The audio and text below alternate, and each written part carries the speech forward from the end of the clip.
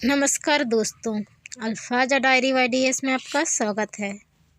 आज की ज्ञानवर्धक कहानी का नाम है तरकीब।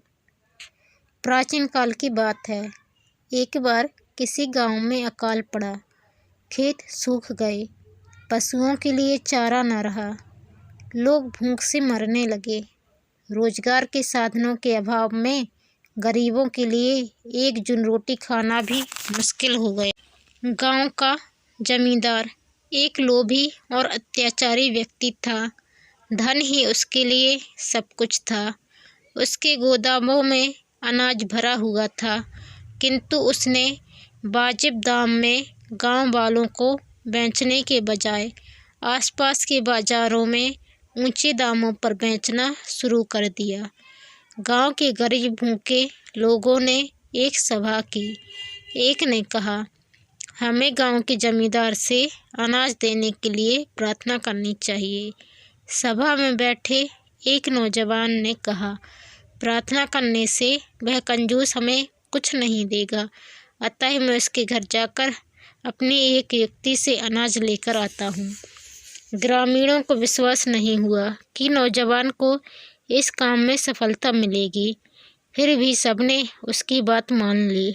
नौजवान जमींदार के भोजन घर की खिड़की के निकट उसके बगीचे में आकर एक पेड़ की तरफ चुपचाप देखने लगा। जमींदार अभी भोजन करके खिड़की पर आया ही था। नौजवान को बगीचे में खड़ा देखकर जमींदार बोला, कौन है? बगीचे में खड़ा क्या कर रहा है? नौजवान ने कोई जवाब नहीं दिया। जमींदार क्रोधित होकर उसके पास गया, बोला, बहरा हो गया है? सुना नहीं मैं क्या पूछ रहा हूँ? यहाँ तुम क्या कर रहे हो? कुछ नहीं, मैं इस पेड़ पर छबील पक्षी का घोंसला ढूंढ रहा हूँ। कल मैंने उसे इसी पेड़ पर बैठे देखा था। नौजवान ने उत्तर दिया। छबील पक्षी? वह कौन सा पक्षी है? जमींदार ने आश्चर्य से पूछा। वह पक्षी बहुत मुश्किल से दिखाई देता है। वह जिस पेड़ पर घोंसला बनाता है उसमें चमत्कारी संजीवनी बेलबूटी होती है। संजीवनी बेलबूटी? हाँ, छबील पक्षी अपना घोंसला संजीवनी बेलबूटी से बनाता है, जिसमें अद्भुत शक्ति होती है। अच्छा, क्या शक्ति होती है? पहली बात तो यह है कि वह बहुत कीमती होती है, सोने से भी अधिक कीमती। दूसरी बात यह है कि वह इतनी चमत्कारी होती है कि उसे सिर पर रखते ही कोई भी व्यक्ति एकदम से गायब हो सकता है। गायब हुआ व्यक्ति सबको देख सकता है, लेकिन उसे कोई नहीं देख सकता। नौजवान ने इतना कहा और वह एकदम उछल पड़ा।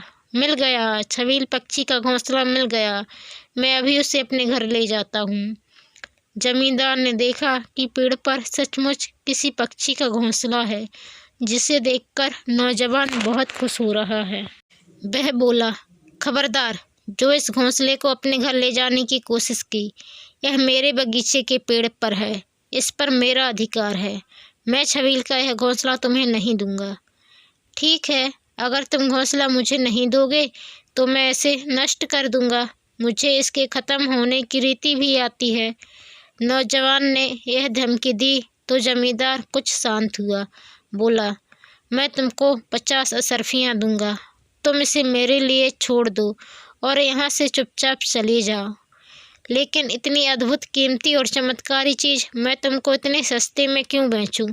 दाम बढ़ाओ तो सौदा पक्का हो। नौजवान ने कहा, हाँ, मुझे धन की ज़रूरत है। यदि तुम मुझे 50 बोरे अनाज दे दो तो यह सौदा पक्का हो सकता है।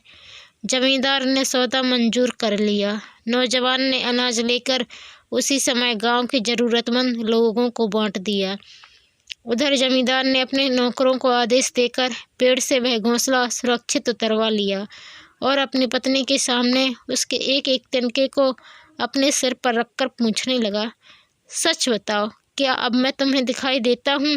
पत्नी बोली, सब दिखाई देते हो। जमींदार बार बार अलग अलग तिनका सिर पर रखकर दोहराता रहा, ठीक तरह से देखकर बताओ, क्या मैं तुम्हें दिखाई देता हूँ? उसकी पत्नी तंग आ गई, झल्लाकर बोली, मुझे कुछ दिखाई नहीं देता। अब तुम यहाँ से जाओ। जमींदार खुश होकर बाहर निकल पड़ा। सबसे पहले वह गांव के हलवाई की दुकान पर गया और वहां बन रही जलेबियां उठाकर बिना दाम चुकाए ही चलने लगा। हलवाई ने समझा कि जमींदार है, दाम चुकाना भूल गया होगा, सो मैं उससे बाद में ले लूँगा। अतः वह कुछ बोला नहीं। थोड़ी देर बाद जमींदार एक आभूषण विक्रेता की दुकान में बेधड़क घुसकर आभूषण बटोरने लगा। दुकान के कर्मचारियों ने उसे तुरंत धर दबोचा। पहले तो उसकी खूब पिटाई की, फिर उसे पुलिस के हवाले कर दिया। उसे अपनी जमानत देनी पड़ी। जमींदार समझ गया कि उसके साथ धोखा हुआ है, लेकिन इससे उसे सीख भी मिल गई कि अकाल के कठिन दौर में लोगों की सहायता नहीं करने के कारण ही उसकी यह गत बनी और उसे सज़ा भी मिली। भविष्य में उसने सबकी मदद करने की कसम खाई। उसे उस नौजवान की चतुराई और अपनी मूर्खता पर भारी पश्चाताप हुआ। दोस्तों, यदि आप चैनल पर नए आए हैं तो प्लीज़ चैनल को सब्सक्राइब कर बेल आइकन को क्लिक कर लें। वीडियो पसंद आने पर लाइक और शेयर करना ना भूलें। धन्यवाद।